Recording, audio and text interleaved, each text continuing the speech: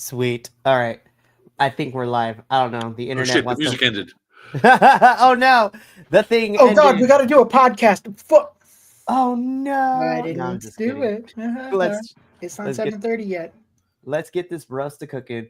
Hello everyone and welcome to another episode of Six Sided Scholars, your TNA pay-per-view review squad here at BC Wrestle Pod. We got the whole crew tonight, and of course, we're gonna get through our intro bits in a little bit. But yeah, this was a pay-per-view. We're gonna talk about the ups and downs, but we're gonna let me introduce the talking heads for this evening. Of course, my name is Mikey. I am the boss man, El Jefe, the Grand Poobah, whatever you want to call me, of BC WrestlePod.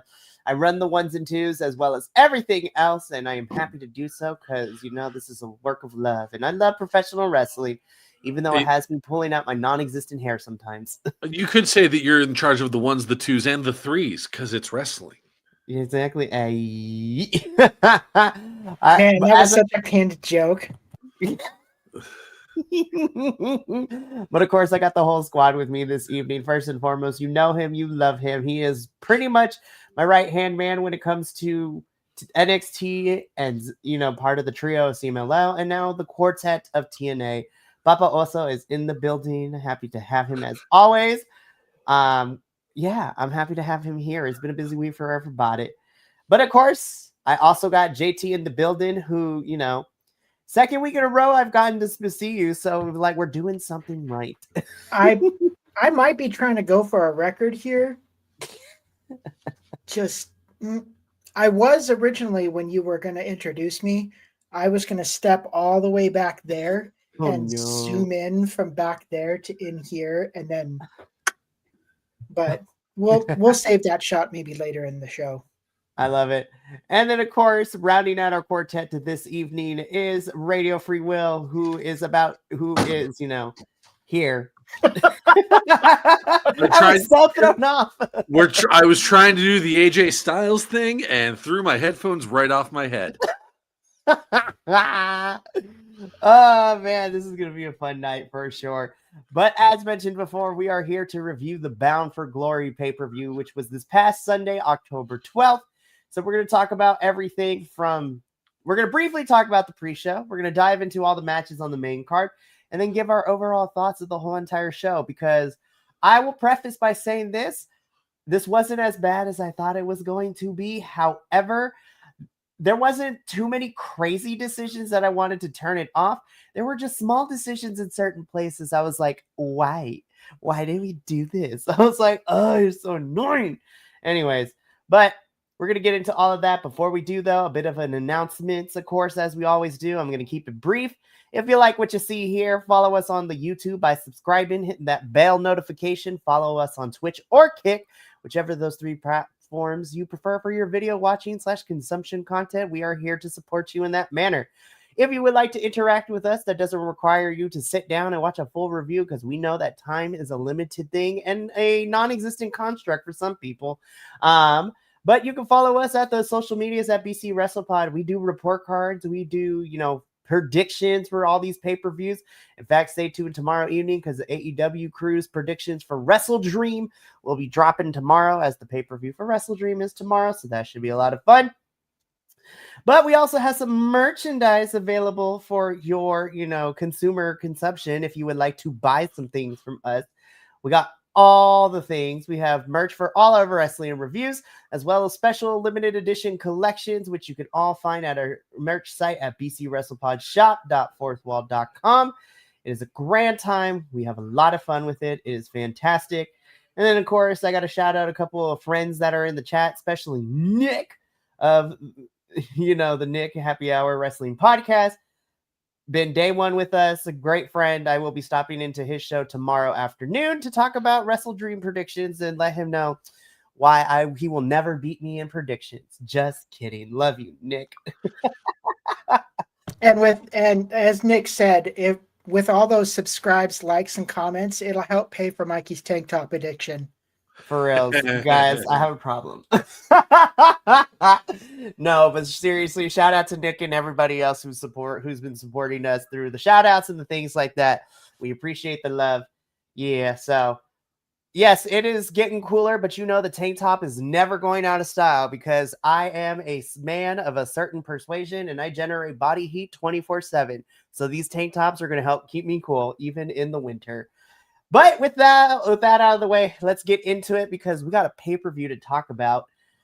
Yeah, so Bound for Glory, dare I say, we've been doing this for 3 years.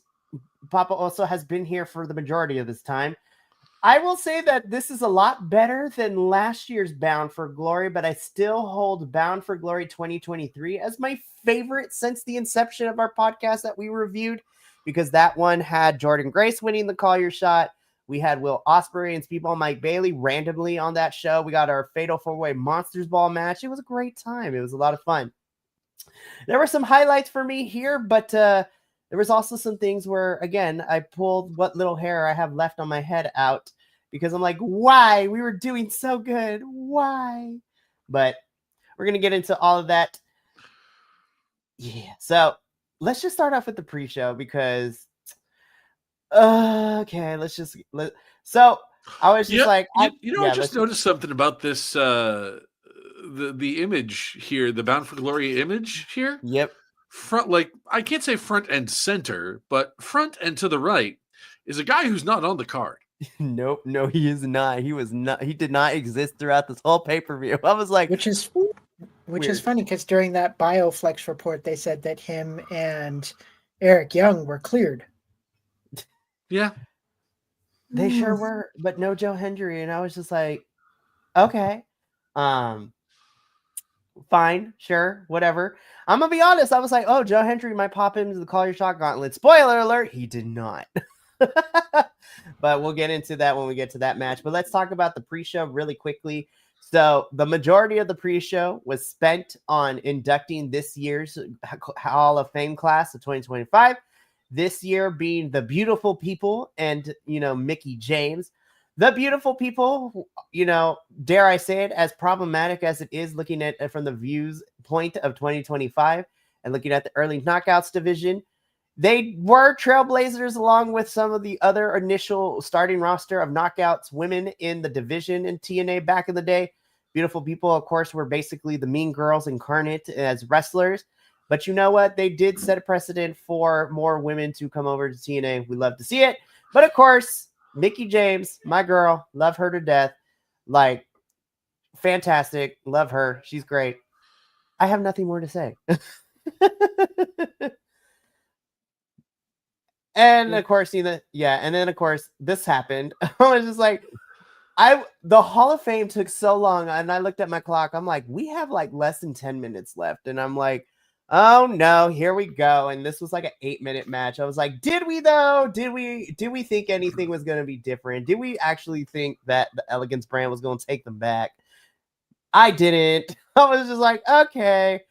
I'm mad that the Knockouts Tag Team Championships are always relegated to the pre-show. I was even more upset for everybody involved, given the fact that we only got 8 minutes of this. But yeah, the Knockouts division right now is kind of struggling. And we're still trying to figure out where we're going. The thing I'm trying to figure out is the Elegance brand's ring gear right now. Oh my god! Because don't get me wrong. Don't get me wrong. Like, I'm a ska kid. I am an old ska kid, and seeing black and white checkerboard on anything is like, hey, pick it up. But it's it doesn't exactly scream. If you don't mind me leaning into their gimmick a little bit, doesn't exactly scream elegance, You'd be changing your mind if they had Nautilus stars just above just below their collarbones. I'm just like, that is a reference I missed. I'm sorry. The Nautilus stars? The Nautilus stars? Yeah.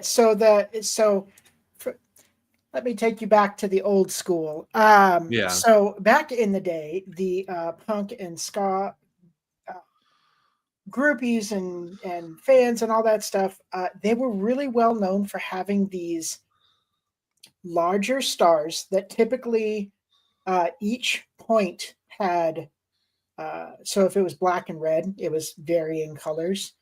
And that was like Oh, the yeah. easiest, Yep. yeah, Okay. that Yep. was the I just easiest Googled way it. to spot a punk kid. Is just where's the Nautilus star? Probably Yeah. somewhere on their chest. Yeah. I had never heard it called that. So, but I do like, I just Googled it and I recognize it.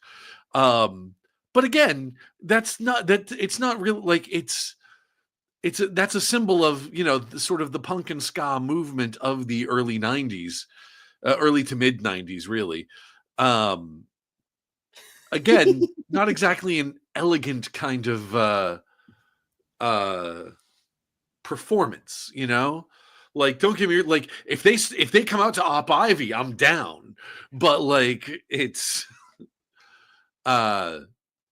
it's a big move away from elegance.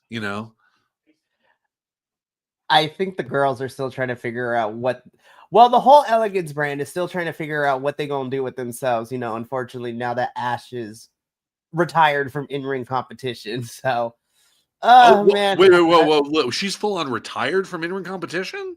Oh, you didn't know? Okay. No, I haven't heard about this. Okay, so I've been in my own little world of, family shit the last couple of weeks.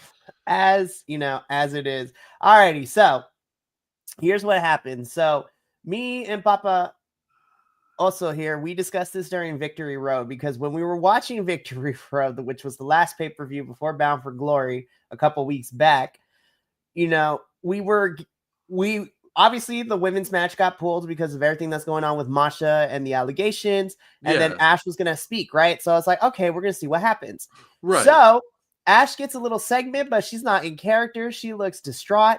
And, she relinquishes the title, and she effectively says that she's done with wrestling, right? And so then it comes out a little later that week that, it's like medical issues. She's full on retired from in-ring competition. It's the point where she can't, because then it would break HIPAA laws and stuff like that. So she's officially done. So, which is so sad. And so she's still working backstage with TNA. So hopefully she can help the Knockouts division or be a voice for Knockouts division, but effective. She is done with in-ring competition. And so she is effectively retired. That sucks. Which is and we talked about this in depth during the Victory Road review, but to kind of retread it a little bit, it just sucks because she finally got the Knockouts championship. She's doing the things, and I felt like we were getting to the apex of what this championship run was going to look like in her career-wise in TNA, and then for it to be done it sucks. And, of course, we here at BC WrestlePod, we love Ash, not only as a character, but she is one of the first wrestlers that we got to interview. And she was so lovely. She's so nice. I loved her to death. And then, honestly, it's kind of set us in this trajectory of where we are now. So, yeah, this had the TNA character, as corny as it was, it definitely was the best iteration of her being previously Dana Brooke in the WWE and over in the Fed. But all that being said, now we got to figure out what's going to happen with the rest of the girls, the Elegance brand, if they're going to still be a tag team, if we're going to split them up for singles runs. Like, we have no idea quite yet.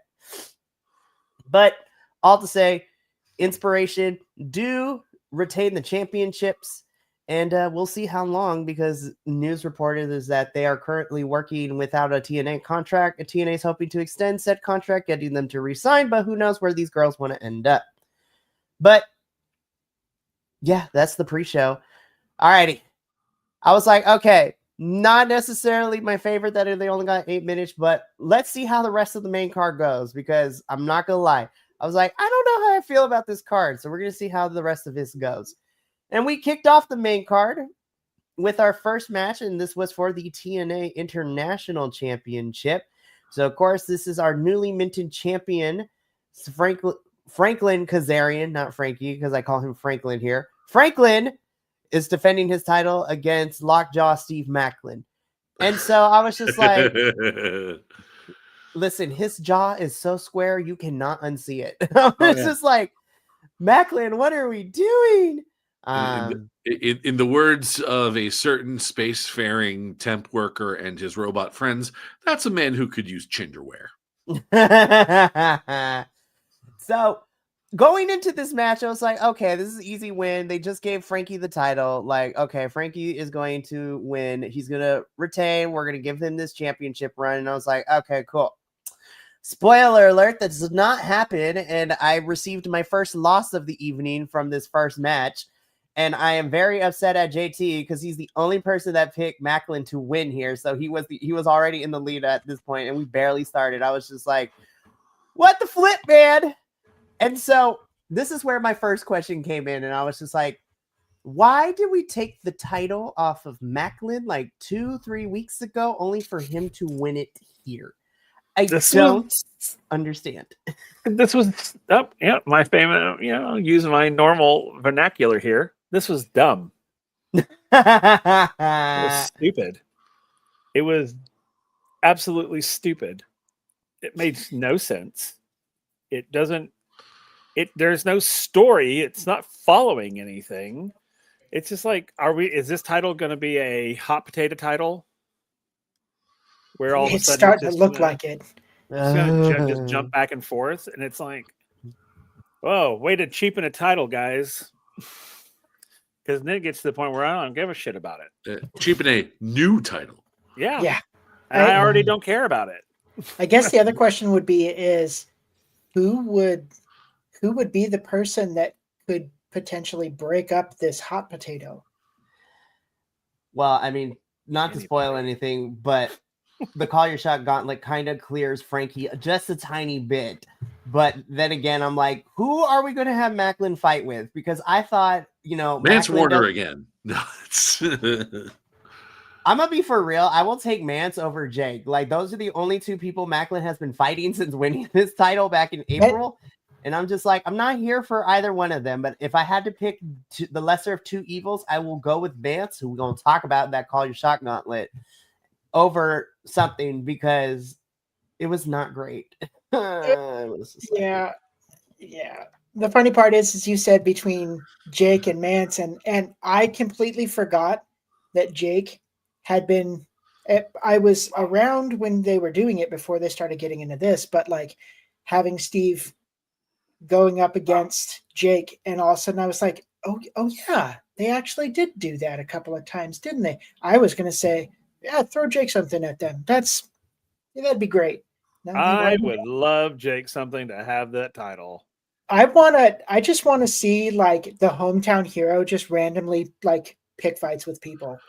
Or I would actually love to see him have it. Yeah, that would be. I would like hometown man, international champion. International hometown man. Yeah. I mean, seriously, what a great. That'd be great. Yeah.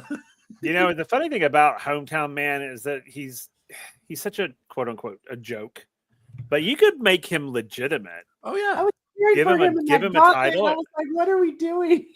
Like, give him this title and make him like full on legitimate, and like make him a player in the game. For reals. I was just like, we need to figure out where we're going for a lot of these places, because I mean, we have the rest of the year to go. We got Turning Point in November and Final Resolution in December. I'm like, where are we going? How are we closing out this year? What is going to take us to Genesis in January? Which is going back to Dallas, Texas. So we will hear from Papa also if he is going to end up going back this year. We'll figure that out. But talking about Genesis? Yeah. Oh yeah, I'm going. Okay, there's my answer. We've already, Michael and I have already talked about it. Hell to the yeah.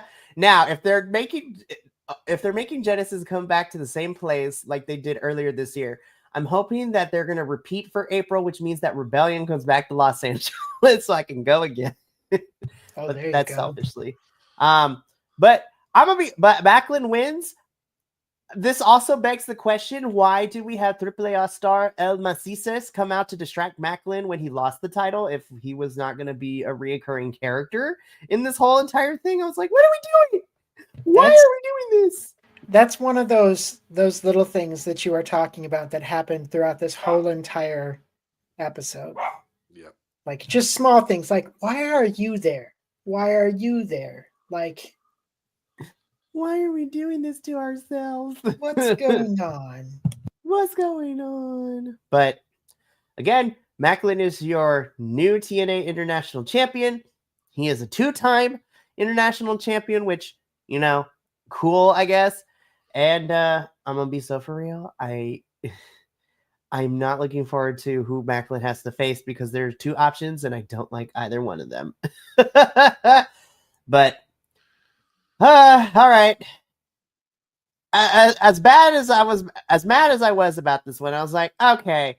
So it wasn't my necessarily favorite thing, but at least it was okay. Like I didn't think it was really, really bad, right? And I was like, what can possibly go wrong from here? You just had to say that and then change to the next slide. Yeah. You knew Quite this was literally. coming. We all knew my this was coming. God. And I was so We quite literally disappointed. could just skip over Yeah. this. This Yeah, was so like crap. legit. This was So crap. disappointed. This It was ugh. this was bad, you guys. Like No, it we're not wasn't going to spend bad. too much time on it because we It all was beyond feel bad. this was so bad.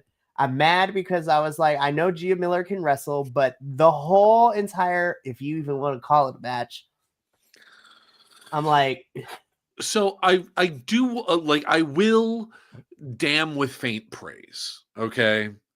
Because the character that Gia Miller came in with was pretty cool. Like agreed. because as soon as like when she comes in here to this kind of like symphonic metal entrance music and announcing her, and she's in all black and she's announced this from the Mississippi Delta, like I see what they're aiming for with the character. They're aiming for kind of like an occult down south witch kind of vibe. Mm-hmm. And again, like I see what they're aiming for.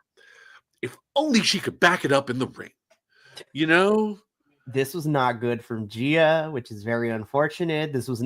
Listen, putting my problems aside with Tessa as a person versus her as a wrestler, this is not a great showing from Tessa either. And in the finish, it really upset me with the freaking roll of quarters. I was like, girl, we missed with these quarters. What the hell happened? You had a clear shot. How we missed? Like, what we do? And I was just like, why do you have a roll of quarters just randomly stuffed in your bra? Like, what? I was like, What it's like shit? Everybody has to do laundry. What the fuck? Come on. It probably would have been a better matchup had she put him like down her pants or something. I don't know, but and to quote my reaction when I saw those roller quarters is the same reaction that RuPaul did. Is like with Jasmine Masters. Where did you get a loaf of bread? That was my question. I'm like, where did you get a roll of quarters? The only way this match could have been any good at all is if it never happened. Yes, I don't know why we got it on a pay-per-view. This was bad. I'm gonna be so for real. I'm all for filler episodes, and I am all for filler things. But this just but I on the weekly shows, not on a pay-per-view. Yeah, I could. Oh my 100% gosh. see that. And then like Gia's out for vengeance or something come Bound for Glory, and then we get a real good episode or a real good part. If I had paid for this, I would have been pissed. Oh, me too. It's a good thing. I mean, technically I pay for the year, but thank God I didn't buy this like on Triller or something else. Right, but yeah. But I'm gonna be honest, as bad as some of the pay-per-views have been this year, the $200 a year is worth it because we get all the weekly shows and everything. So and access to the library, so that's fine. But this was bad. I'm gonna be so for real. Unless something dethrones it, this is my worst match of 2025, and I have seen some very questionable matches over the year. across a bunch of the. This was horrid. Like I will say, is this worse than anything on Emergence? Oh my God, yeah. Emergence was like top notch compared to this. Emergence made me mad. This match pissed me off is the best way I could put it. I was just like this match made me lose hope in wrestling.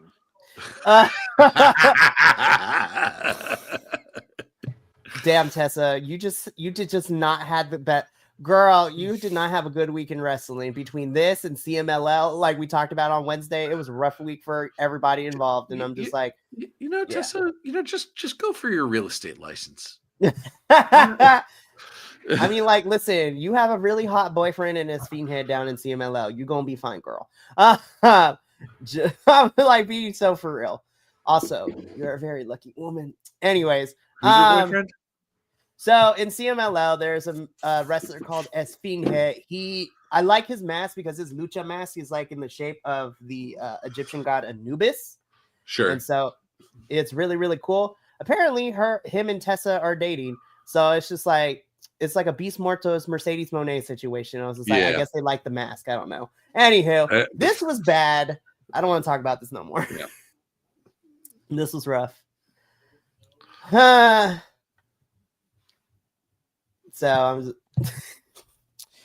I have mixed feelings, right? Audibly shrug.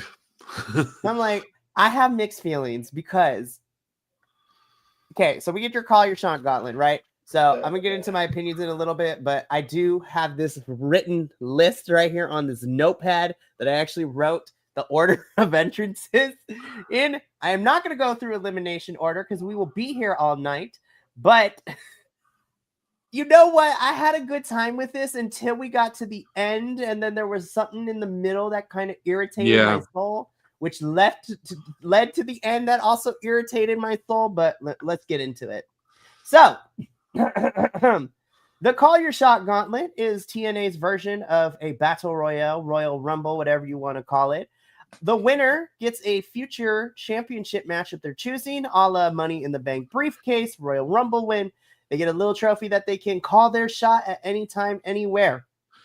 So, here are all the participants in order. So, we already knew number 1 and 20, given to what we've seen leading into this with the weekly shows. But starting at number 1 is Miss Liang Li, and she ends up going up against number 2 and Miss Mara Sade.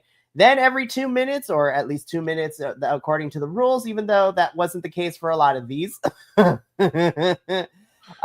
Here are how the rest of the entrances went.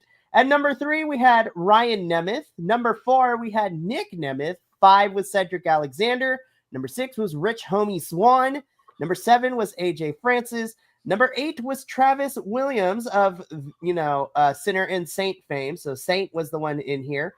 Number 9, we had content creator, Twitch and YouTube star BDE, which was the thing that happened. Number 10, it was not one person. It was the entirety of the Rascals unit. So the Rascals were not counted as individuals. So Trey, Zach, and Myron were not counted as like numbers 13 of numbers 10, 11, and 12. No, just all the Rascals counted as one unit and entered at number 10. And I was like, okay. I'm not gonna lie, I kind of like that. I was laughing my butt off. I was like, all right, boys, well, let's see what you can do. Then number 11 is Danny Luna, and I'm gonna be honest, I was riding for my girl. That didn't last very long, unfortunately, and it made me super mad. At number 12 was Eric Young, 13 Jake something, number 14 Rosemary, 15 was the hometown man, and I can't believe I was actually rooting for him the whole entire time as we were getting to the end. 16 was Zach Clayton, which I was like, oh, okay, sure, why not? Then 17 is where it kind of pissed me off because we got Jody Threat, and then she was punched the fudge out by Frankie Kazarian, who quote unquote took her spot. And I was just like, this is some bullshit, and you know it. TNA. I was like, this is some bullshit. And that's what made me mad. But moving on. So Franklin gets in. 18 is Santino of all people. 19 is Matt Cardona. 20 is Mance Warner, who some reason came out as a zombie. I was just like, okay. I was on board for all the shenanigans, but Frankie punching Jody out and taking her spot kind of irritated me. And then the double winner at the very end, where we get not one, but 2 winners of the Call Your Shot winner, really pissed me off. First of all, I was like, all right, I guess I'll take Nick. But what really set me over the edge with this match was like, Frankie won again? Why are we giving him another Call Your Shot trophy win? Why? He already won last year. It ended up being doo-doo when he cashed it in at Rebellion in that triple threat between him, Joe Hendry, and NXT's all-ego Ethan Page. Why did we let Frankie win this? This is some bullshit. So I'm like, it should have been Jody Threat. I'm just saying. I will say one thing. I really hope, of all the things that this leads to, I hope it does start a feud between the Rascals and Sinner and Saint, because Sinner and Saint get to the top of the thing and they like flip a coin. It's like, okay, which one of us is actually going in? All right, we got this. We're doing this by the book. All right, cool, let's go. And then the Rascals is like, nope, fuck that shit. They're the rebels. All 3 of them were just counted as a whole unit. I was like, how is that fair? But also, I was laughing. I was like, okay, TNA, you got that right. I was kind of here for that. But I was like, Nick Nemeth is not my pick. I was kind of I was rooting for, well, any of the women talent, specifically Danny Luna is my girl. Leanne Lee would have been fun because what a great story. She starts out at number 1 and then she wins and gets a Call Your Shot Gauntlet win and she could cash that in anytime. Great storytelling. But no, we got Nick Nemeth, who previously this year has already been a TNA world champion. So I'm like, whatever, I'll take that. But Franklin TNA? Really? Is that what we're doing with our lives now? I was so mad. And the ending was bullshit. And the worst part about it is it's 2 heels. TNA going back to that heel versus heel it's like, who's going to give a shit about this feud? They're obviously going to be sitting here feuding like, no, I'm going to get the shot. No, I'm going to get a shot. Okay, great. Now you're both as insufferable as his younger brother. Great. This is wonderful. Oh my God. What if they put them all 3 in a faction? I would cry. And oh Lord, we don't need no more factions. Papa, also, we kind of had a conversation earlier in the week about this whole entire thing, but I want to get your thoughts about, our double winners and Franklin getting another win for the Call Your Shot this year. So that's going to be looming over our heads for who knows how long. It was stupid. They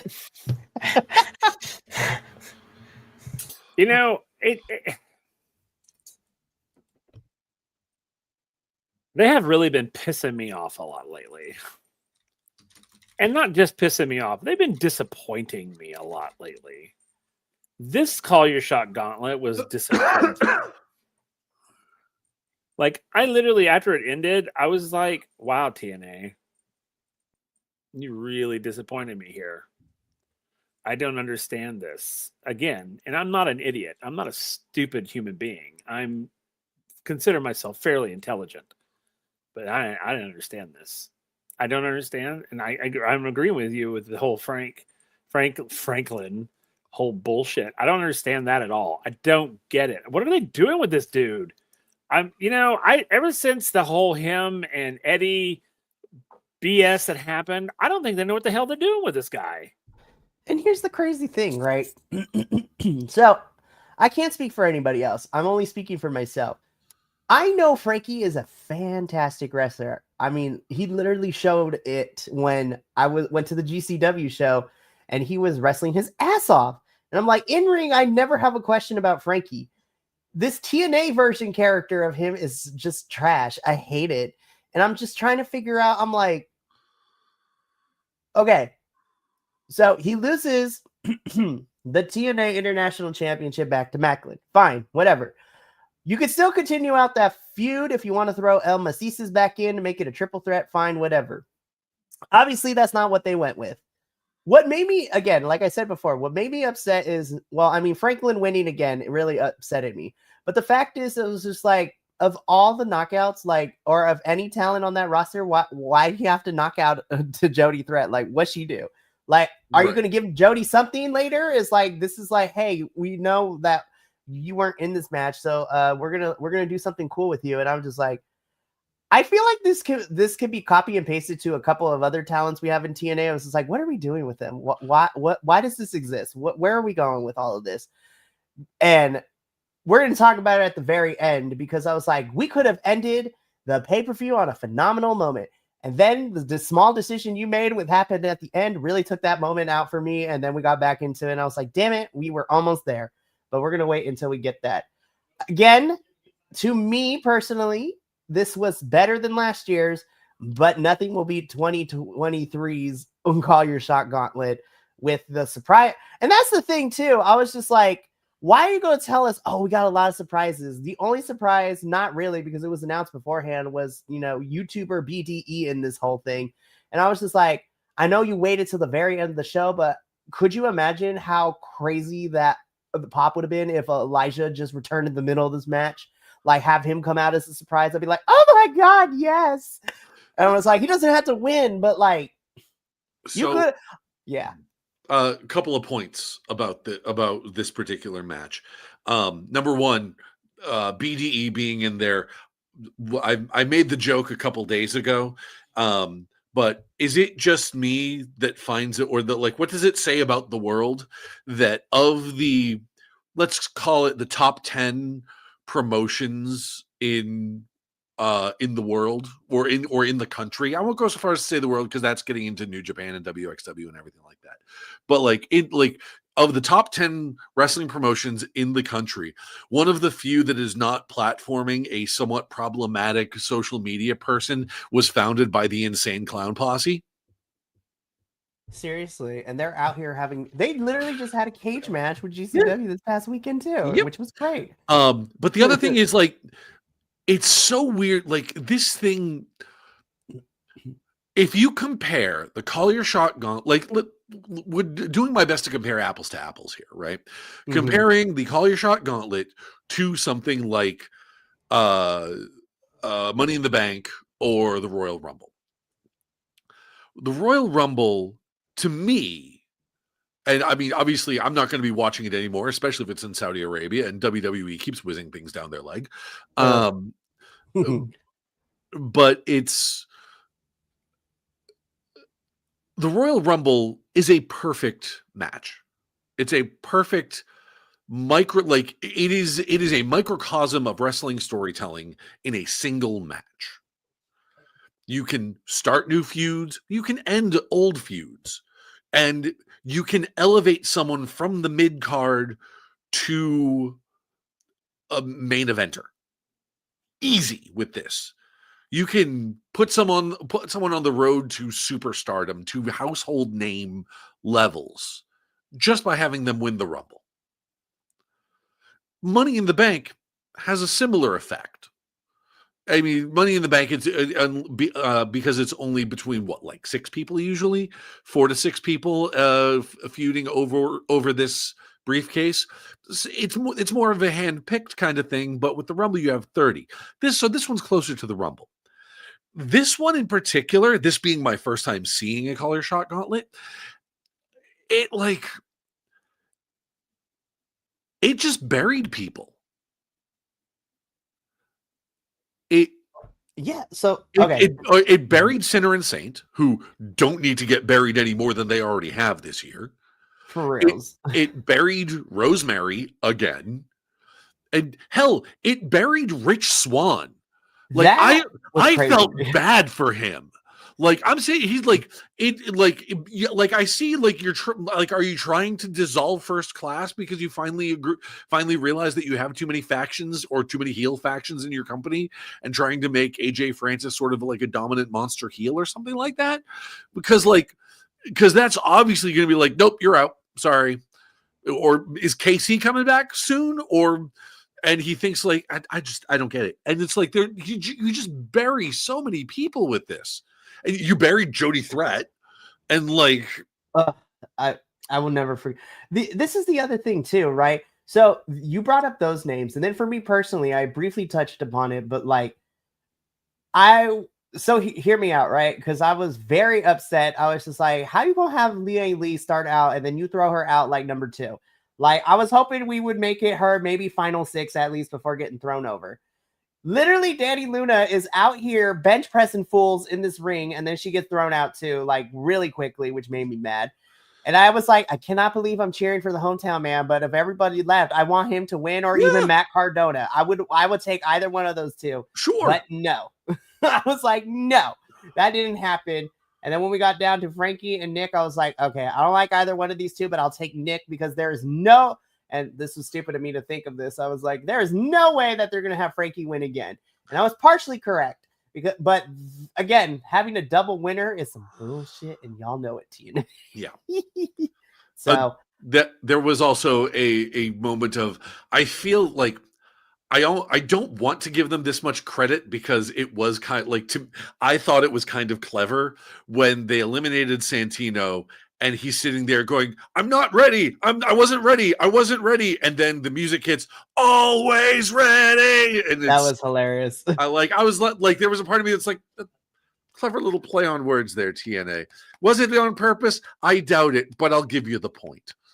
Again, we have a double winner, and like Papa also said, I was just like, this is stupid. Why are we doing this? The first 3 matches really made me be like, do I want to keep watching this show? And then when I saw what was left, I was like, okay, I kind of want to watch though, because I'm here to support my favorites. So, alrighty, let's just get through it.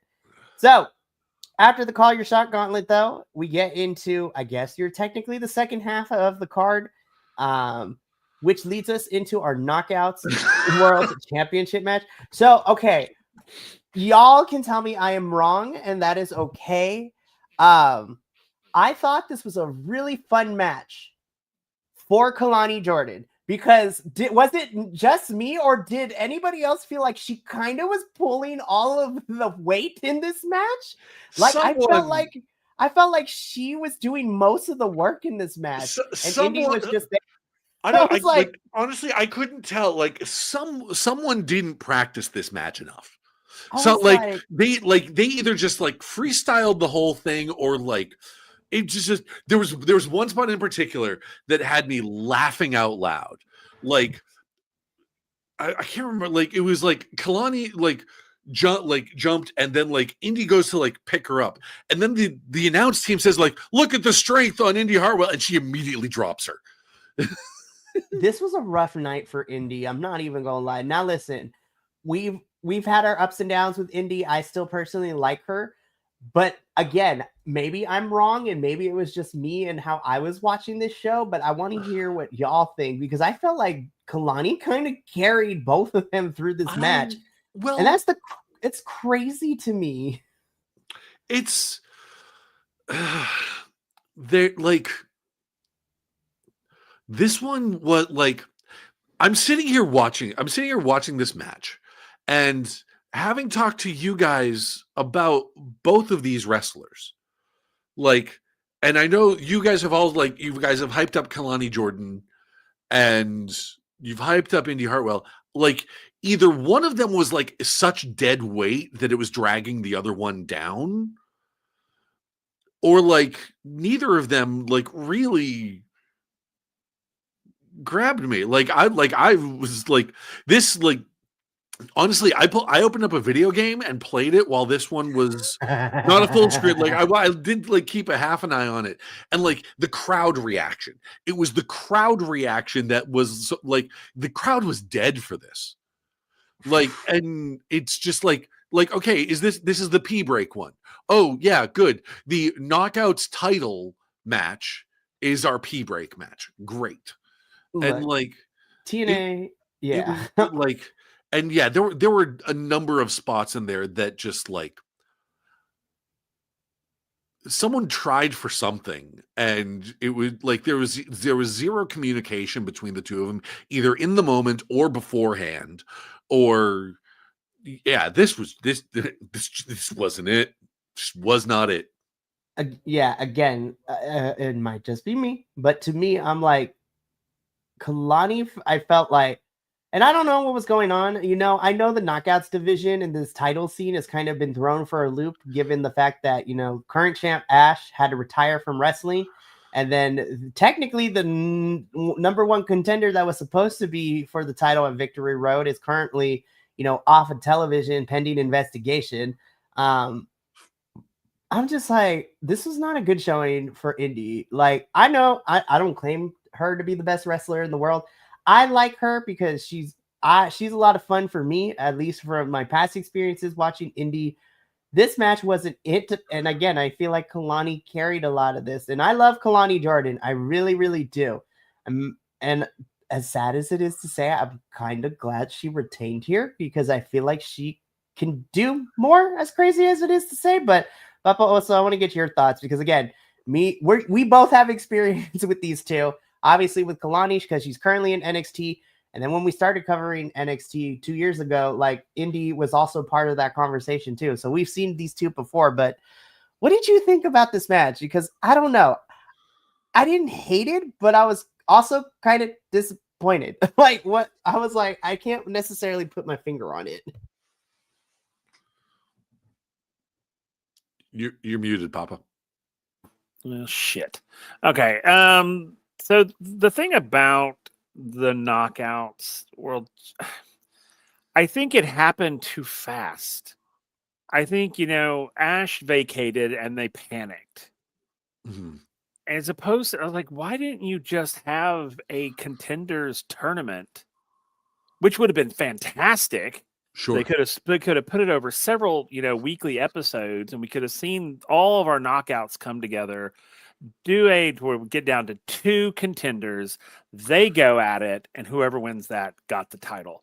Sure. I just think, and don't get me wrong, I love that Kalani has the title. I have wanted Kalani to have a title since I have known her, and I'm so glad she has it. However, I literally just think they panicked and just said, "Oh God, we got to get somebody in this title right now." And I think that was a disservice. And I think that kind of this match, it has that energy attached to it. And because I was watching it and I was like, timey-wimey, wibbly-wobbly, this match should never have happened in our timeline. Because I honestly believe that the higher ups panicked and they're like, we can't have a vacant title.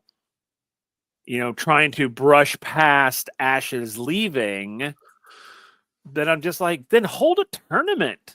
Right. You don't have to jump into it so damn fast. And I know poor Indy was she's been having a hard week.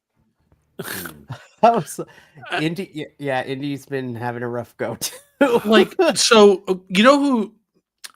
Because as I'm sitting here thinking about it and just seeing like what I've seen of Indy Hartwell since she's been in TNA, it's who she kind of reminds me of actually in how it's specifically in how she's being booked and her ability in the ring, comparatively speaking, is Roman Reigns.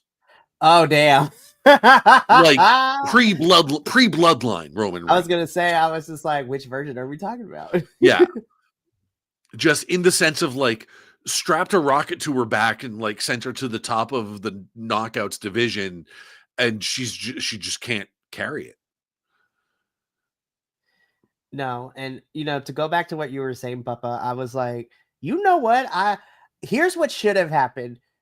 I know they scrambled at Victory Road, but we could have not had a battle royale and then Kalani and Liane Lee have that match at Victory Road. We could have had that tournament spread out, and then that match from Victory Road, because that match between Liane Lee and Kalani was actually really good at Victory Road. It was one of the better highlights. We could have had it here to crown a Knockouts champion. Like, we really could have. And I think that would have been the better plan. But I think you're right. I feel like because of what happened at Victory Road, Ash vacating the title and then retiring at Victory Road, TNA and the higher-ups panicked to figure out what they were going to do. So they had an impromptu battle royale, which was like less than 5 minutes. Then we had Kalani versus Liane Lee, which was a really good match at Victory Road. And that was my second favorite match. Of course, my number one being Leon versus Myron in the main event, which was so damn good. But anyways, this match was a rough go. Again, I still hold to the fact that neither one of them really did too well, but to me, Kalani kind of was the one carrying.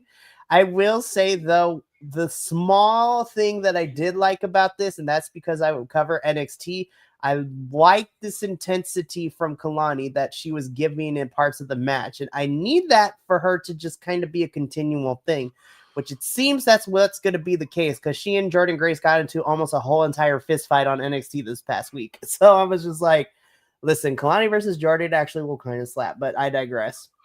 But this was rough. This was TNA and higher-ups panicked. It was written all over this match, and I was disappointed because it did nothing for either one of these girls. It was there, and you know what, Radio, you're absolutely right. This crowd was not into it, and it was a rough go. I was like, I feel bad for both of these girls. I really do. And I really think it's because people feel cheated. I feel cheated. I mean, it was literally a scramble to get it filled. I still hold to the belief that we were going to. The original plan was a triple threat between Indy, Ash, and Masha here at Bound for Glory. Because again, in a triple threat, only one person needs to get pinned. You can protect whoever you want. Fantastic. But with 2 out of the 3 of those pieces being out of the picture for the various reasons we already talked about, we scrambled to kind of come up with an alternate plan.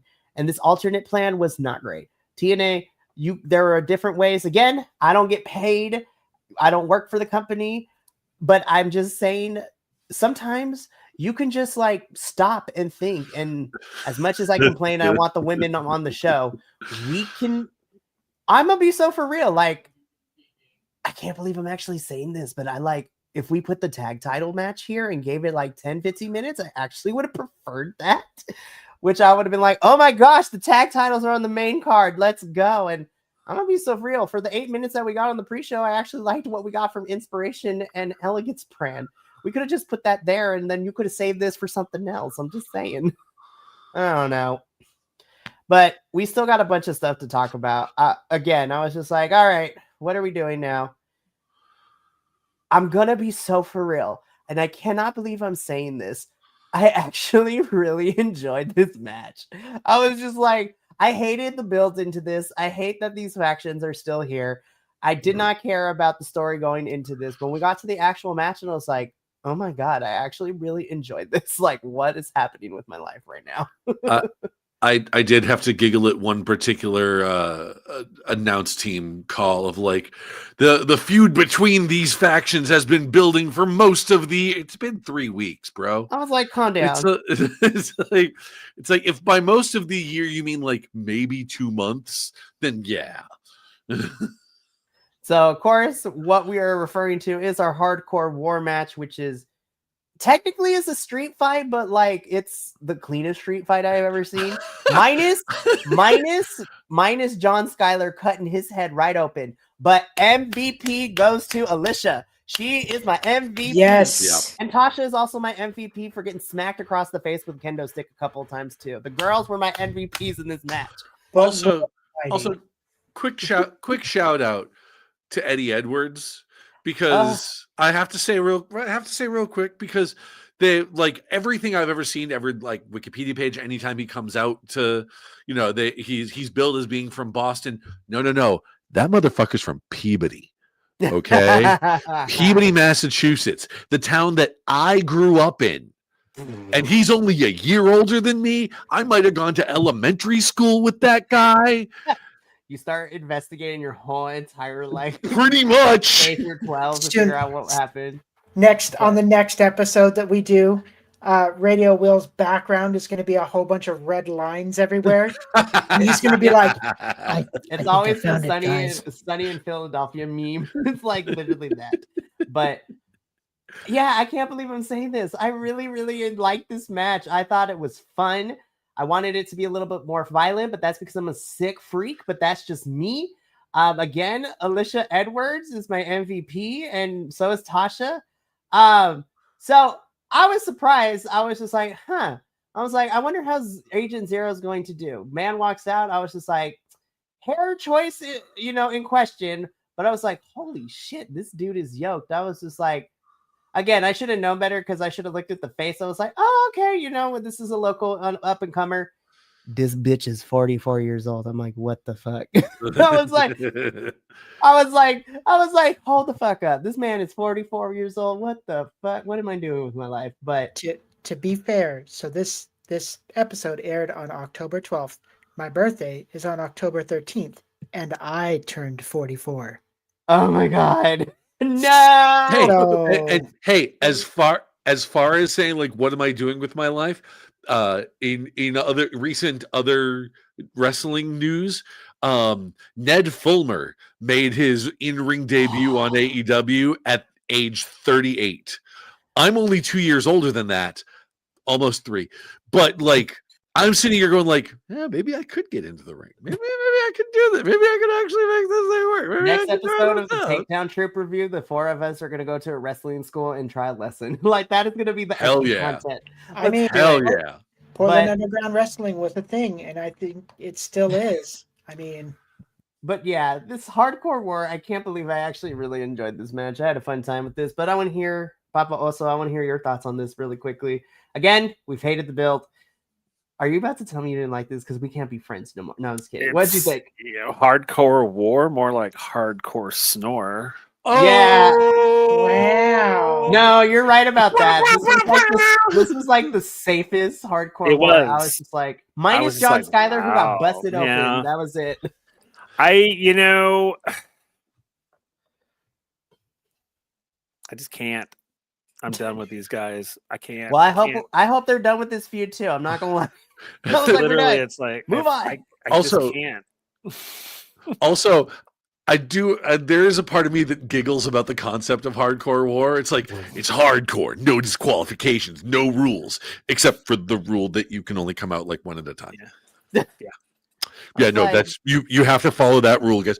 But you said no rules. Yeah, but Also, can we have one, please? Just hardcore one. war, no disqualifications, Please. no this, that, I the was other. like- Those are rules. What are you doing? Yeah. I was like, Yeah. what happened? I don't know what happened, but I was just like, what? Because it was Ali and Mike Santana. I was just like, listen, what we got at Rebellion was crazy. That was great.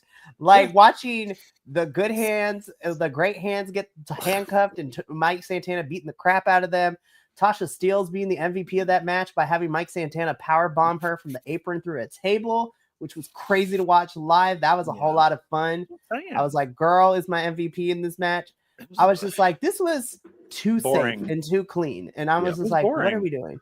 I was just like, I believe it or not, I actually had high expectations for this match, even though I Correct. hate both of these groups. But I was like, there's enough power here that surely, they're going to tear the place down.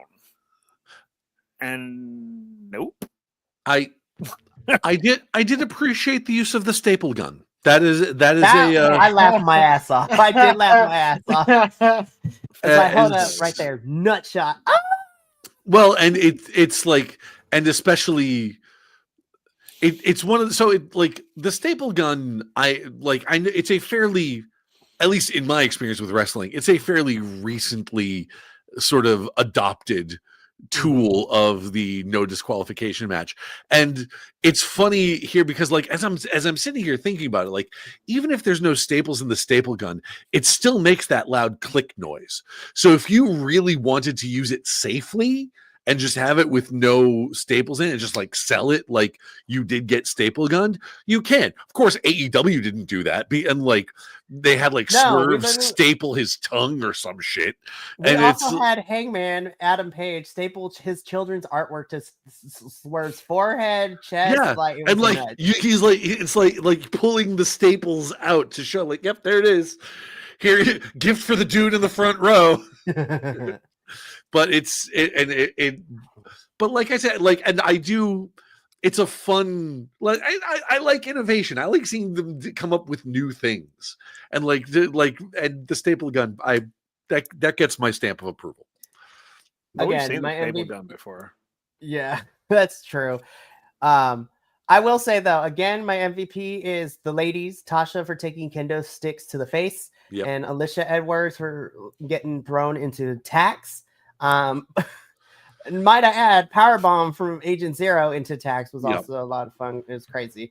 And also Mustafa 450ing into tax. Oh, that was beautiful true. too. That was a good one. But again, I'm still gonna give Alicia the credit for that one.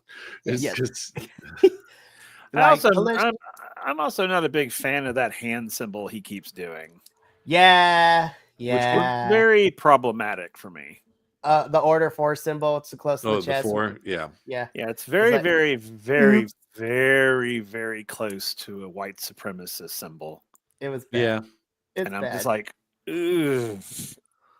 Well, I'm interested to see what kind of Mustafa Ali we get. Are we going to get like the crazy one where he just snaps on everyone like after losing to Mike Santana at Rebellion earlier this year? But I pray to the wrestling gods that we can move both of these factions away from each other and we can just, I don't know, move everyone around where we need to be. Dissolve them. It's done. It's over with. Hardcore War is over. Let Ali lose his mind and then fire everybody. Let the system break up amicably because we can use more men's tag teams. We can get Alicia and Tasha back in the Knockouts division for singles titles.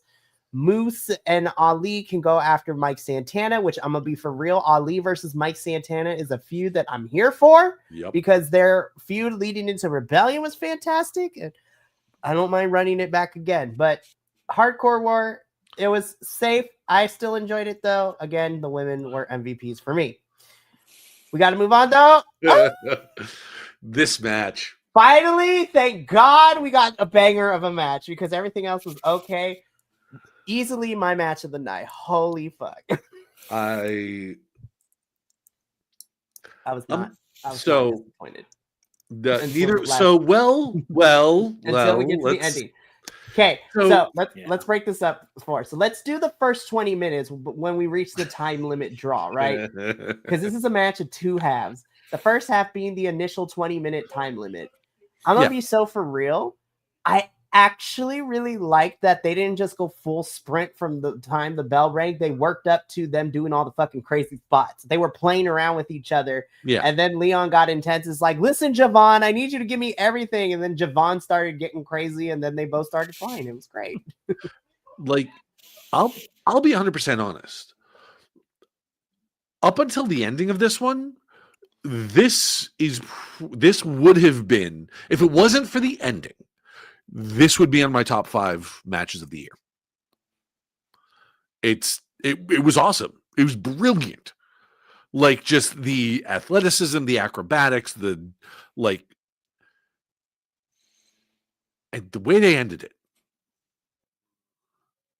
So we'll get into the ending in a little bit, but I do want to I'm actually going to come to you, JT, because again, this is your first true introduction to NXT's Javon Evans. So this was your first, encounter with Mr. Bouncy Javon Evans. Yeah. So how did you feel about this match how did you feel about this match prior to the 20-minute time limit bell being rang? So like you guys were saying, this is my first time seeing him, but holy crap. Like all of you were saying, the athleticism between these two was pretty close to off the charts. Like, I know that Leon Slater has the ability to do, he puts on a good show. He's got some real awesome moves, but he's the one that sticks out in my head the most is he straight just 540'd right over a corner turnbuckle. I was like, yeah, that, I know there was a whole bunch of stuff in there, and because of my time constraints, I kind of have to move the show along a little quicker, but I was like, damn, I want to see more of that. They need to do this back and forth a couple more times. And I think we'll probably, depending on how long TNA and NXT have this working relationship as of right now, and because both of them are both 21, that means that we can get them fighting for as long as they are okay with it, and as long as they take care of themselves too, because they are so young. I can definitely see them enter the fight forever feud, a la like Kevin Owens, Sami Zayn, and a couple other people who always seem to gravitate towards each other, fighting forever. I would be so down for these two to team up, to fight against each other, to team up with other tag teams. These two were great. So, Papa, I'm going to come to you right now. Again, we're just talking about everything leading up to the time limit draw with the 20 minutes being up, and then we got to rip off the Band-Aid and what happened afterwards. But yeah, what did you think of the first initial 20 minutes of Javon versus Leon? Oh, I loved it. It was everything I thought it was going to be and more. And, the thing about it, we're talking about, had them kind of having this thing with each other. I would love to see them team up more so than fight each other. Watching them fight each other was fun, but I would love to see this energy packaged in a single package and let it be unleashed. Because imagine these two as a tag team. Dang. I mean, seriously, talk about world implosion, just destroying people. I think because of their agility and their speed and their and their know-how. I mean, they're both really good in the ring, and I think if they ever tag these two or join these two up as a tag team, I think people would be like in danger. I mean, put these two versus Jet Speed. Done. Oh my God! Yes, Speedball, Mike Bailey, and Kevin Knight versus these two. I could say this because we're far enough. That is a tag team wet dream right now. I'm not even gonna lie. I don't know if I can handle myself with that. That would be. I'm just saying, and not because Brody King is my baby daddy, but let's just throw Brodito in a triple threat between those two. I'll be like, my favorite people's in the ring too. Alrighty. So I was just like, the time limit, the bell rings, we reached the 20-minute draw, and I was just like, no! I was like, oh no, I forgot there was 20-minute time limit. No! I was like, I initially forgot. I was like, oh my God, I thought it was a 30-minute time limit. No! And so it's like, well, okay. I mean, I don't like it, but you know what? NXT and TNA don't want either one of these young kids to lose cleanly here. So it's just like, all right, you know what? If it's a time limit draw, we can run it back. Yep. We can run it back a little bit later. But then Santino comes out, and I'm just like, I smell some shenanigans coming on right now. What are we about to do? Santino comes out.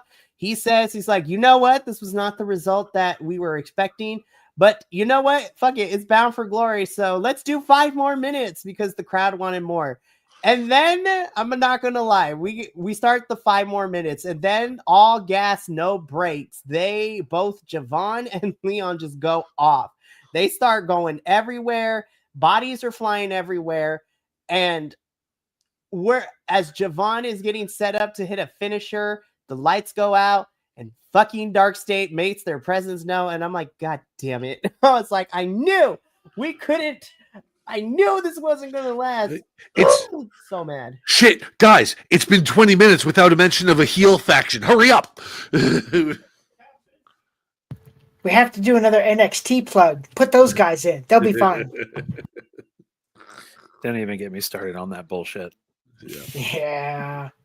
I was just like, what the hell are we doing?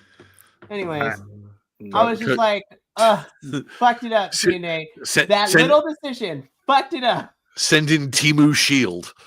God, I was so pissed off. I was just like, you really had to fuck over Leon Slater and Javon Evans match just to get Dark State in here because the Hardys are going to fight them at Halloween Havoc next Saturday. And I'm just like, God, this is good. It hurts. I was so pissed off with that. I was like, oh, you ruined such a really good match. Yeah. With that bullshit at the end. Yep. Could have been an incredible ending. And then it's okay. You ruined time limit draws are fine. We could have just ended with that, or do the 5 more minutes and then still let be in another draw and then be like, that's it. We got to move on with the rest of the show. Yep. Then they pay their homages and they part. Yeah. Well, you have the 20-minute time limit draw, and then they do the 5 more minutes, and then like you have to get security in to like separate them because they like, want to keep going. It's like, we're gonna keep going. It's like no, that like that's it, and then to like you build the heat. You build heat. This is how you book shows. You build heat, you build interest, you get people invested into it. Not just like, oh, nope, heel faction.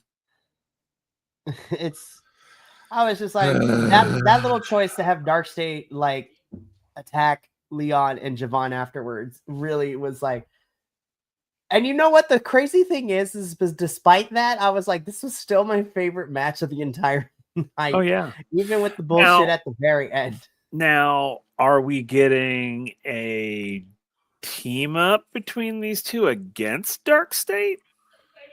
Because I would be here for that. Sure. I think so. Okay, hear me out, right? Because I mentioned this during the NXT review because the Hardys are taking on Dark State at Halloween Havoc for Dark State's getting their rematch for the NXT tag titles.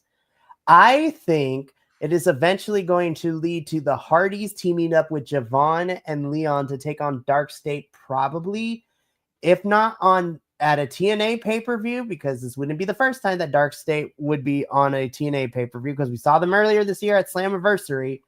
Or if they were going to pad it out, I could see them fighting, I don't know, at Deadline for NXT, which is like their final PLE of the year.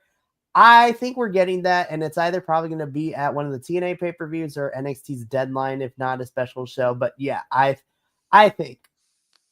But yeah, so there's that. But I'm just like, Dark State didn't need to be here because they beat up the Hardys on Tuesday, and that was an effective way to build into the match at Halloween Havoc. We didn't need Leon Slater and Javon being, collateral damage in all of this either. I was just like, they got no beef with them. What the hell? I was like, whatever. But even despite all the shenanigans, all the bullshit that ending was, still one of my favorite matches of the entire card. And I was like, so good. But unfortunately, we got to move on from this. And I was like, all right, what do we got left for this card? Okay. So I'm just going to say this because I don't want people coming for me on the internet. But if you are, that's fine. We can talk it out, or, I can block you. That's a beautiful thing. Match-wise, not good. But I wasn't expecting like an amazing match from anybody involved in here. I mean, the Hardys can still kind of go, but Bubba Ray and Devon, like, no, we're good. However, I knew what this match was going to be. This is for all the people out there. Like, you saw the crowd. There was a bunch of people dressed up as Dudleys and Hardys. Like we knew what was happening. And so we get this tables match. The winning team is the ones who can get both members of the team through a table first. Very clunky match, but we knew what this was. This was nostalgia. The Dudleys, retire by taking off their wrestling boots. They hand them to the Hardys at the end. I was just like, you know what? It is what it is. It's fine. Like, it's really hard for me to be objective here with this one because as a match, it is not good. But because this is technically the quote-unquote retirement match, and this is how Devon wanted to go out, I was like, you know what? I'm not going to be as harsh about it. I mean, I still didn't like it, but I knew what this match was here for, and that's exactly what happened. So, I mean, y'all can think differently, and I'm okay with that. But that's just where I stand. I was like, not a good match, but I'm not going to be harp on it too much because this is, it was here to get the Dudleys and especially Devon to retire. I'll be honest. I didn't get around to watching this one. You didn't miss much, so I'm gonna be and honestly, and it's the reason I wasn't looking forward to this one mainly because don't get me wrong, when I was a kid, the Dudley Boys were my favorite tag team. These days, not as much anymore. I think there are a lot more tag team. Personally, I think there's tag teams in the more active tag teams now that are better than they ever were. Mm-hmm. We mentioned Jet Speed earlier, FTR, oh my God, the Outrunners,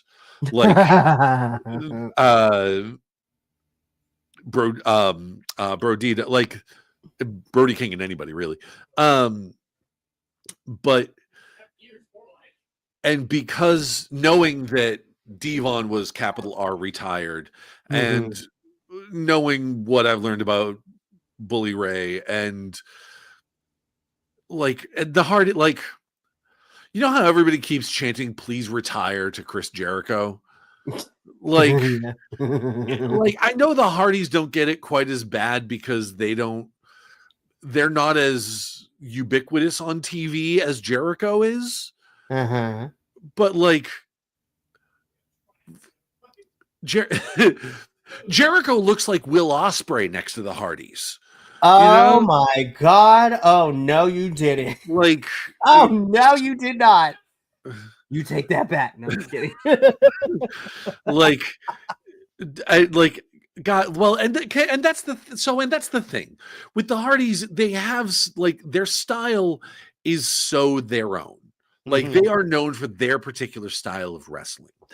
And when you compare, if you look at what they do, and like there's been a lot of I've seen a lot of interviews with other wrestlers who are renowned for their high flying skills and saying like, yes, they've slowed down over the years so that they can keep going later on into their lives. And these are people that are renowned for their flying skills. Ricochet, Osprey, Omega, like, I mean, maybe Omega's not as much of a high flyer as those other two, but like he still doesn't do that as much anymore. I mean, partially diverticulitis, but it's the Hardys without that aren't much of anything, like Jeff has never been known, Jeff nor Matt have really ever been known for their technical prowess in the ring.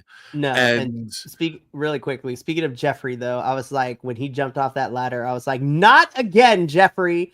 We cannot keep hitting the back of our head as you go down off of this ladder. Like, I was like, Jeffrey, we talked about this. You cannot keep doing this to yourself. And I think like these guys, like the Hardys went as, if you'll pardon the pun, went as hard as they did for so much of their lives and never really adapted their style to their advancing age. So, which means, so where they are now, it's just kind of, from my stance, it's not fun to watch. So I knew this was going to be like, this match, and especially when they said like, oh, the titles are on the line, and we know that Devon is capital R retired. They're not going to put the belts on these two, on the Dudleys at this stage, so we know who's going to win the match. And like, we could have just had a regular tables match. We didn't even need the titles on the line, honestly, and I would have been more okay with that. You know what, like. And I understand the respect that each tag team has for the other, and like wanting to go out like, no, we're gonna like this, like two of the historically greatest tag teams, or most decorated, as they keep saying, and like giving that honor to them. I am still firmly, I am very much a traditionalist when it comes to wrestlers retiring, and that's you put over the new generation. You put over a new guy to say like, no, this is who we believe in to carry on this business, to make sure that this business, that this entertainment keeps doing what we wanted it to be. Mm-hmm. See, like, and the problem with that is that for them to do that in TNA, there isn't a tag team in TNA that's going to carry on the Dudley's legacy that way. That notion of like the hardcore kind of match, that bringing that sort of ECW spirit on into the 21st century. It's like, in order for them to put like the proper shine on someone, you'd have to look at someone in another company. But that's not going to happen because they're both on Legends deals. Bully Ray is still employed by WWE because I'm pretty sure he's still on LFG. And so like, he's not going to be able to give it to FTR. They're not going to be able to give it to any tag team that's not in WWE. Exactly. Like, yeah. And the thing is, too, is like, I want to finish with this before getting everybody else to kind of give their thoughts about this. Yeah, sorry, I rambled too long there. No, it's okay. It happens. You know what? We're passionate about wrestling, and trust me, if you watch all the other reviews, these two will know both. During the reviews and outside of the reviews, I tend to get long-winded when I get very passionate about certain things. So, understandable. But I also think to the same effect, like if the Hardys aren't going back to WWE in their final run to put over a tag team, technically they kind of already started hinting at who they're going to put over. But again, it's not a tag team. I love that Leon Slater is like a modern version of a Hardy, because of all the high flying he does. But unless they're gonna put over him and Javon, there is no tag team right now in TNA who the Hardys can pass it on. I mean, you can pass it on to Leon Slater if they're going to finish out their career in TNA, but I don't know. But so I mean, Papa, I want to come to you first, and then I'm going to come to you, JT. For me, this match was here, so I give it a little bit of grace. But as the semi-main event of your pay-per-view, I did not know. I feel like I think we should have just switched. Even if the ending with Dark State pissed me off, I think we could have switched this match with Leon and Javon being semi-main event. But I don't know. I agree. Buffalo, yeah, what did you think about this whole I thing? mean, it was what it was. I mean, I don't think it belonged where it was. I mean, I know why they put it there because of the legendary status, but I mean, it was it was what it was. I mean, I didn't hate it. Wasn't my favorite. I mean, it felt more like lip service, and okay. I don't think it was semi-main event worthy, but all right, cool. Very fair. Alrighty, and now I go to the number one fan club of the Hardys. No, just kidding. But in all honesty, JT, you have even with the Dudleys, like JT, you come from that era of wrestling. Again, I wasn't a thought in my father's nutsack, so to speak, during this time. So this was so nostalgic. Like, it was amazing to watch. Not only them doing the tables match, but having the Hardys bringing in their own ladder. I agree. It wasn't the set it up amazing, top-notch match. Like, they definitely were. They were throwing on more of an exhibition as opposed to just doing a match.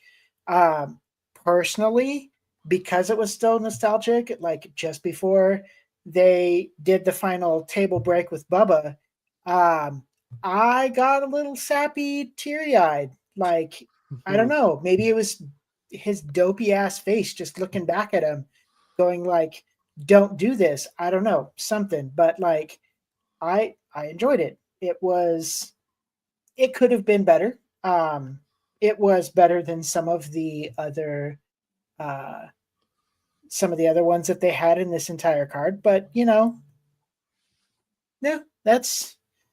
I'm happy that this went out the way that it did. And then, Mikey, to piggyback on yours, I really do think that they should, the Hardys should, or at least they should try and get Leon and Javon together to tag team. And then later on down the road, the Hardys are like, we're going to pass this on to you guys because you're pretty much the new Hardys. Yeah. I 100% agree because Leon and Javon are technically like the modern versions of Hardys in the sense that these two are flying everywhere. And again, what a way for them. They're both 21. They still got hopefully, knock on wood, they both have a long career ahead of them. So the Hardys win. They're still your TNA NXT tag champs. Dudleys are officially retired from, all this. So I was like, okay. So by this point, I was like, all right, we got one match left, main event time. So let's get into it. This is for the TNA World Championship. The TNA champion Trick Williams defending the title against number one contender and challenger and Mr. Mike Santana. And I'm going to be so for real. The match itself, it was fine. No, I will say it was pretty good. I think, of course, it's your typical, like the way that they paced it. I can't believe I'm saying this. I think this is the best that Trick has looked in the last couple of months, even before he became TNA champ, because, he was lost in the sauce, lost in the shuffle when we started out this year. Then he took the title from Joe Hendry at NXT's Battleground in, Memorial Day weekend. And then here we are where Mikey finally gets a shot at this championship.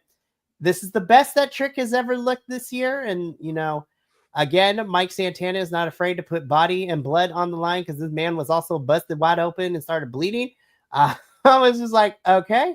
Shout out to Mike Santana's daughter for not taking shit and slapping the shit out of Trick Williams halfway through the match. I was like, you go 8-year-old. I want to be as cool as you when I grow up. To nobody's surprise, to spoil it up, Mike Santana finally puts Trick Williams down with not one, but two spin the blocks. And your winner, new TNA World Champion, and to my surprise, because I actually had to look at it because I didn't believe TNA, but they were actually right, your first ever Puerto Rican World Champion in TNA. So I was just like, oh, I feel so seen. My mother was watching this with me. We both cried like little bitches. Mike Santana was crying. I cried even more when his daughter came in and, you know, he bowed to her, gave her the title. I cried my ass out. And then Nick Nemeth and Frankie Kazarian fucking ruined the moment. I was like, God damn it. I was like, God damn it, you guys. Because, yeah, so we'll get into that shenanigans at the end, but I want to go around. I want to start with you, Papa. Mike has only been here for a year and a half. He has grown to be one of our faves since returning to TNA back at Rebellion last year. So he got the championship. How did you think about the match, and what did you think of the moment before, you know, Nick Nemeth and Frankie Kazarian show their ugly faces? Oh, God. Okay, well, first of all, the match, I don't think it was as fantastically amazing as it could have been. Don't know why. It was weird. It wasn't a bad match, but I agree with you that I think this is the best Trick has looked in a long time. And maybe it was because, you know, we all knew that he was losing this title, and maybe I don't know, maybe he's trying to change his image or something. I don't know what he's trying to do, but I liked him. I actually liked him in this match because I have been hating on him, and I hate that I've been hating on him recently because of character choices, but I really actually liked him in this match. And of course, you know, all my money was on Mike Santana because he's like the people's wrestler, you know. He's just like, you know, when I went to Genesis and he was at Genesis and he just walks through the crowd. His match, that I Quit match versus him and Josh Alexander at Genesis was balling. It was amazing. But the fact that he just walks through the crowd and he is like sincerely, like legitimately thankful for the fans. And and I love that about him. And he's the people's wrestler. I mean, he will be a people's champion for TNA. And I think that because yeah. I love the man. And I'm like, yeah, dude, it's about damn time. It's about damn time. I'm so ready for this championship reign. JT, of course, you recently joined us on the TNA train back in March when, you know, you and me covered Sacrifice as your first foray into TNA. And you are newer to us here and Mike Santana. But what did you think about the match and Mike becoming world champion? I'm about damn time. Like, when we first started watching this, like when I first started, I was watching him going up against Mustafa Ali, and like, I was like, can we just give him, God, can you please? And then they started introducing Trick, and I was like Will said, I hate this guy.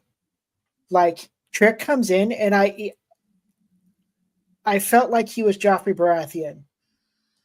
I was like, I already hate you. And I don't know why, but I already hate you. And that must mean that you're extremely amazing at what you do for your acting chops, because holy shit. And then they get this championship bout, and it was amazing. Like, it looked great. It kind of sort of did feel a little lackluster for me. I was expecting a little more out of it. But like, to see all of that culmination and then you know, I didn't get as emotional as Mikey did, and that's fine. I did all of my emotional stuff was for the nostalgia match. But like watching him get the championship and then having his kid come up there, I'm like, there we go. Like that's a good little round out. Hopefully we might see a little something more, like maybe Trick. Who knows? Maybe it'll be one of those things that I loved. That's just how it's going to be. I love to hate him. But well, I'll talk about that in a little bit because I'm thinking, I was like, I wonder if Trick and Mike are going to have a rematch.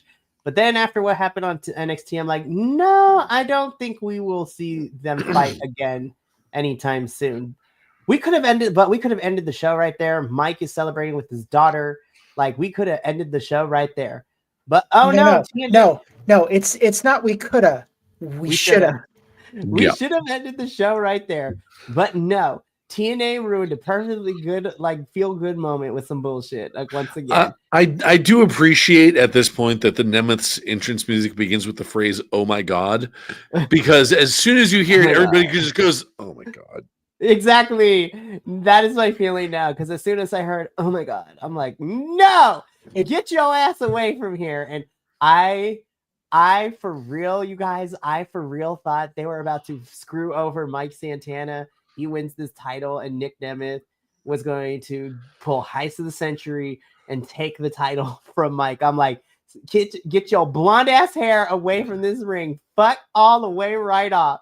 Mike Santana was ready to fight though, but then the lights go out. We hear a familiar guitar strum, and when the lights come back on, Elijah is back. He decks Nick Nemeth with the guitar. Hits him with the crack guitar. I was like, the crack guitar was crazy. But I was like, okay, thank you, Elijah, for saving the day. We get back into the ring, and fucking Frankie Kazarian is standing right behind it. I'm like, oh, no, don't do this to me. But even TNA played it smart. It's like, bro, you got to have this. You have to have the trophy and actually cash it in if you're going to do this shot. And then, of course, Frankie is fighting with the ref. No, that's not how this should work. Mike Santana is done playing games, so he spins the block on Frankie Kazarian. And then he continues to celebrate with his daughter as Bound for Glory goes off the air. And I was just like, Mike Santana is champion. I am so here for it. But now I got Nick Nemeth and Frankie Kazarian hanging over the main title scene like a fucking dark cloud and shit. I'm like, Nick Nemeth again. I was like, not my favorite winner, but I'll take it. But I'm like, Franklin Kazarian for the second time has easy access to a championship match anytime, anywhere. And I was just like, no. Because the first time he got it didn't work out for him to begin with. But Mike celebrating with his daughter after laying out Frankie Kazarian is how Bound for Glory goes off the air.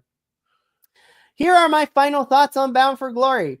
This was a lot of an up and down show. There were some bits that I did like. Of course, Javon and Leon, even with the crappy ending with Dark State, still my favorite match of the night. Mike Santana becoming champion was my moment. But I felt like there were not even big choices. There were small choices that kind of took some points away from me. Tessa and Gia, unless something dethrones it, is going down as the worst match for me in 2025. But overall, Bound for Glory, a definite improvement from last year. But again, I still hold 2023 as my favorite since the inception of us starting this, wrestling podcast. But hey, I got to spend Friday night talking about it with 3 amazing folks who are my friendos, and I love them to death, and I thank them for joining me here. But that's going to be it for us here tonight. We got to get up on out of here. We got one more thing this week, which is our WWE review on Sunday, where we're going to review Raw and SmackDown and talk about everything that goes with it. And then next week is jam-packed because it is going to be nuts. Monday, Adolfo and I are covering the King of Pro Wrestling event in New Japan. So we're talking about some more Japanese wrestling that we love. Tuesday is going to be our review of AEW Wrestle Dream. Wednesday, we are covering NXT and the Amazonas special for CMLL, All Women's Wrestling. God, I hope we get the all-female commentary team again for tonight's episode because that would be amazing. And for Grand Prix is next week too, so I'm excited about that. On Thursday, strap up your tee-hees and ha-has because we will be reviewing Mystery Wrestling 19. as we are getting Evil Uno and Stu Grayson for the mystery wrestling for all the marbles, apparently. So I'm excited of how that goes down this weekend. And then Friday, still figuring out, we probably won't have a TNA review because we're going to talk afterwards, but we're getting a documentary for Bound for Glory. And I'm like, I don't think we need to review that. Sorry for the clip show. Not Have another no clip fears, we've show. got So stories we're for probably not going years. to be here next Friday. But Adolfo and I are working on something where we may or may not do something with the Grand Prix, but who knows? And then, next Saturday is also the watch along for MLW's Symphony of Horrors, where we are getting more Lucha Libre action. And a heel Matthew Riddle is something that was not on my bingo card in 2025. Tune in for all that shenanigans. Matthew Riddle was not on my 2025 bingo card. We'll talk afterwards. But thank you so much for tuning in. We are going to get up on out of here. So from all of us here at BC WrestlePod, remember, take care of yourself, love one another, stay Bi-Conic, and more importantly than anything, you always deserve to finish your story. I will see you Sunday for our WWE review. But until then, sayonara, adios, and until next time, peace.